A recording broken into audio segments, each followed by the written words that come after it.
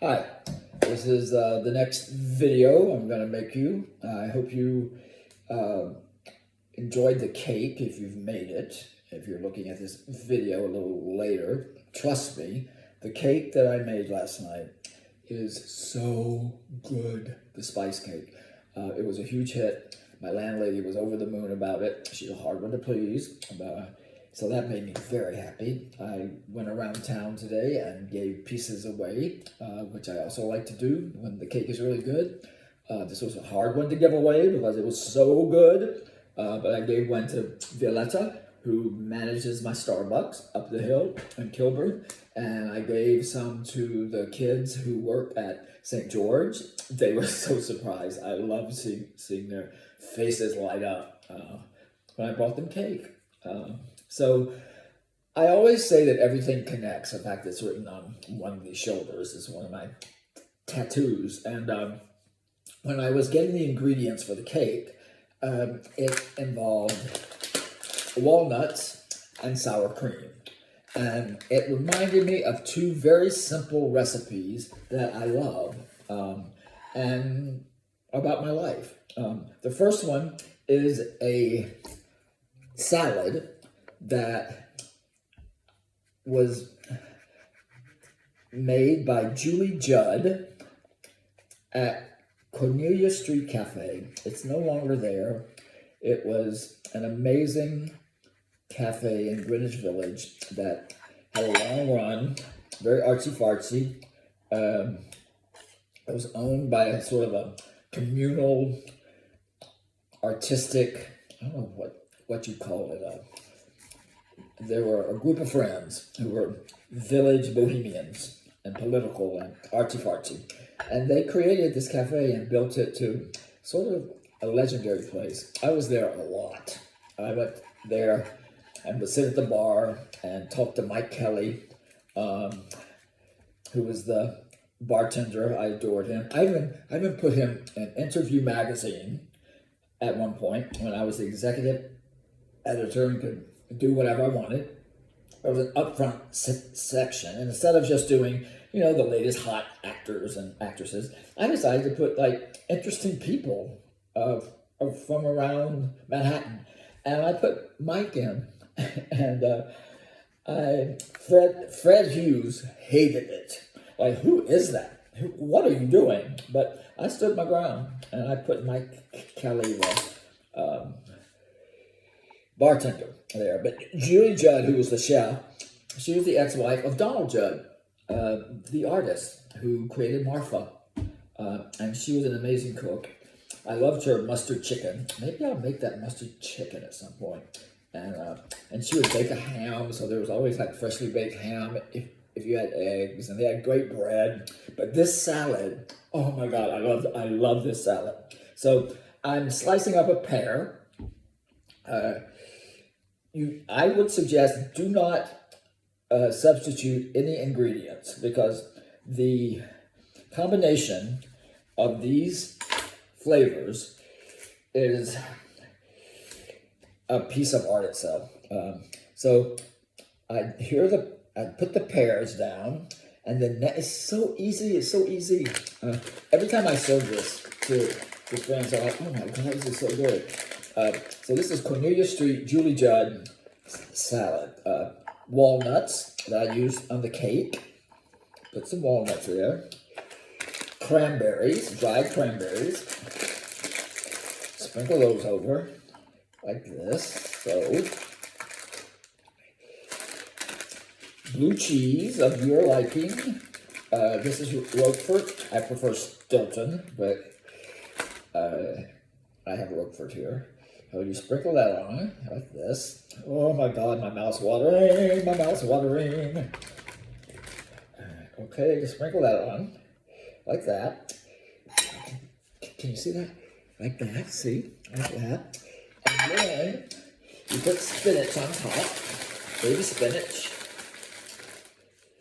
So it should be washed. I will wash this later and put it back on it. And that's it. And then you make yourself, or you buy, balsamic vinaigrette. That's important. It's very good with this. And trust me, This is so delicious. Now, and to prove how everything connects, when I was in Hudson, if you read this page, you'll see that there's a mention of Hudson because, excuse me, I have to lick the blue cheese. There's a mention of Hudson. The Robert De Niro series that I really didn't like that much, you can read. It starts out Hudson, New York. That's where I lived for five years. But Flavin Judd, Julie and Donald's daughter lived there also. So when everything connects, here's the next simple recipe. And my hands have. I'm gonna do what I would do. Okay, there. All right, you're in my kitchen. When I saw the sour cream, it reminded me of a dessert that I made when I was 19 years old. I haven't made it since. If you've read my first book, Mississippi Sissy, you know there's a big aspect of it about Frank Haynes, who was my first mentor in my life, arts editor of the Jackson Daily News, whom I found murdered, violently murdered. It was an awful story. But after I found him, I couldn't stay. I was living at his home, and I'm not going to cry here. And I needed somewhere to stay, and there was a woman. I think she's 90 now, Patti Carr Black. She was part of the Mississippi Department of History and Archives, I think. One of the founders of New Stage. She was part of that whole, if you've read the book, part of that whole New Stage, Eudora Welty, Charlotte Capers, Jane Petty, Frank Haynes crowd who, I'm not crying, fuck. They were the first people who cut me out of the herd and said, come join our fold. I was a kid. I was 16 or 17 when I first met this crowd of people.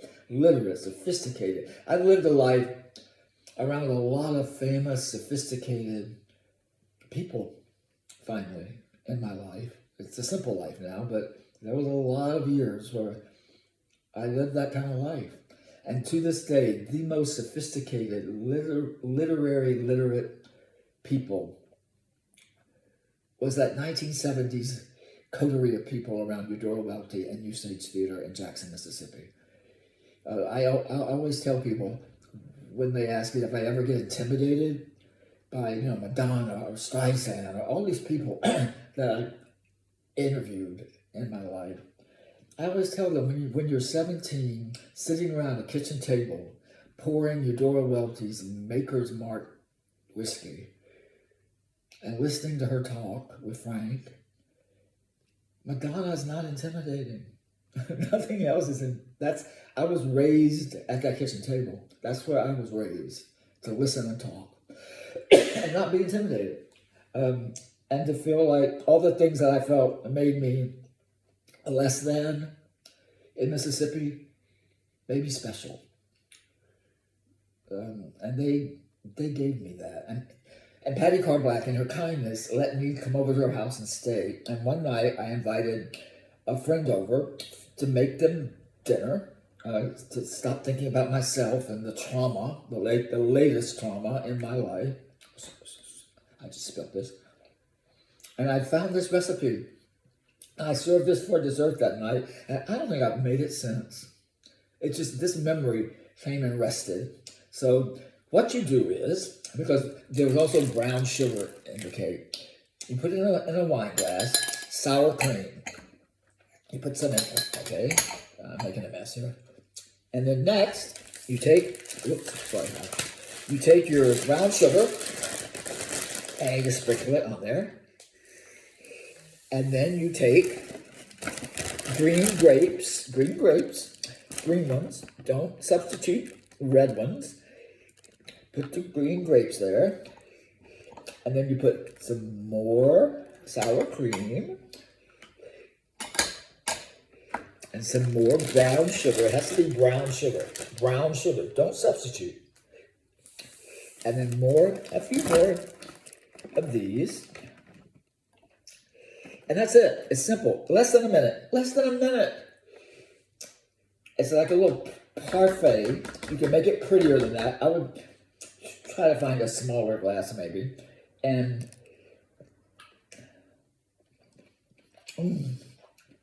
that is so good. Lord have mercy. Ooh, that's one. I'm getting very Mississippi here. Anyway, that's this week. I gave you the recipe for an amazing allspice cake. Trust me. That salad, that Julie Judd salad, it's so easy. You can make it in a minute. And then this. So this is in memory of Frank and Eudora. And cutting me out of the herd. So thank you. See you next week. Bye.